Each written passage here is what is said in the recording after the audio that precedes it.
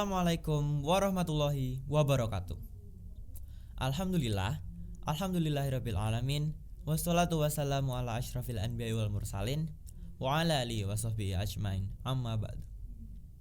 Puji syukur kita haturkan kepada Allah Subhanahu wa taala dan juga junjungan kita Nabi besar Muhammad sallallahu alaihi wasallam.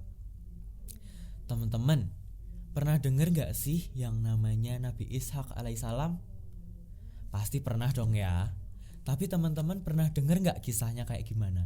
Sebenarnya perannya beliau apa sih di perjalanan dakwah Islam?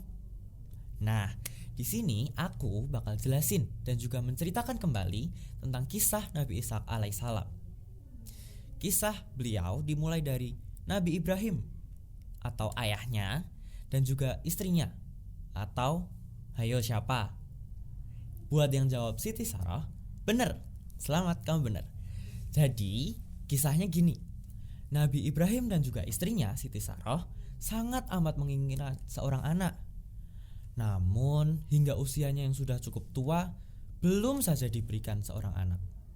Hingga kemudian Nabi Ibrahim dan juga istrinya terus berdoa, karena mereka yakin Allah Maha mendengar, Allah Maha mengetahui keinginan dan juga kebutuhan hamba-hambanya. Beliau terus-terusan berdoa, memohon kepada Allah untuk dikaruniai seorang anak.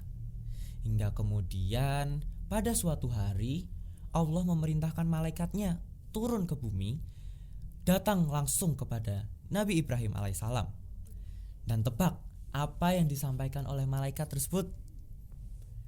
Jadi malaikat tersebut menyampaikan kabar yang sangat menggembirakan, yaitu kabar bahwa Nabi Ibrahim dan juga Siti Sarah akan dikaruniai seorang anak. Hingga kemudian anak tersebut dinamakan Ishak, atau yang artinya adalah tertawa. Kenapa hayo? Ya jelas, karena kabar tersebut sangat amat menggembirakan keduanya.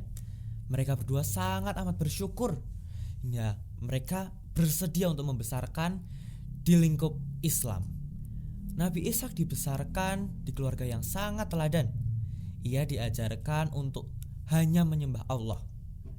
Hingga kemudian Nabi Ibrahim dihadapkan untuk memberikan pengorbanan yang cukup besar untuk agama Islam. Dari situlah Nabi Ishak belajar bahwa ternyata peran ayahnya yang juga seorang nabi itu sangat-sangat besar.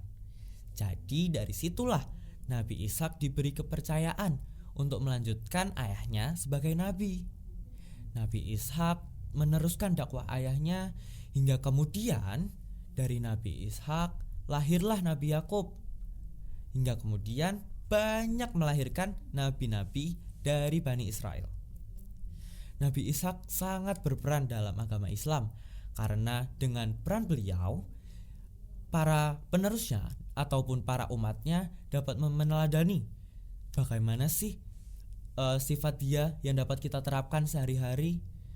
Contohnya, beliau itu teladan, beliau itu hanya taat kepada Allah, dan juga beliau itu juga bertanggung jawab dan lain sebagainya. Jadi dengan kisah Nabi Ishak, apa sih yang dapat kita pelajari teman-teman?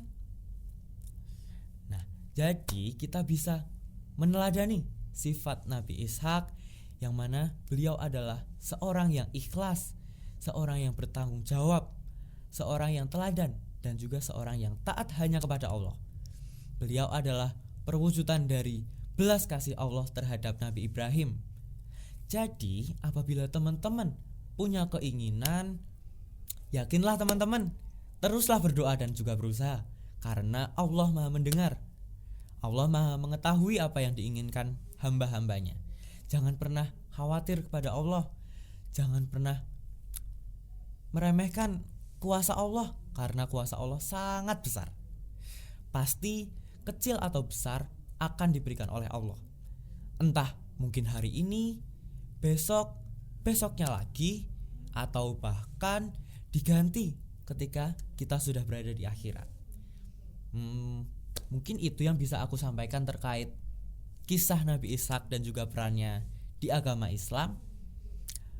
Semoga dengan kisah tersebut kita bisa meneladani kembali, kita bisa menerapkan, dan juga kita bisa hidup rukun bersama Dadah. Wassalamualaikum warahmatullahi wabarakatuh.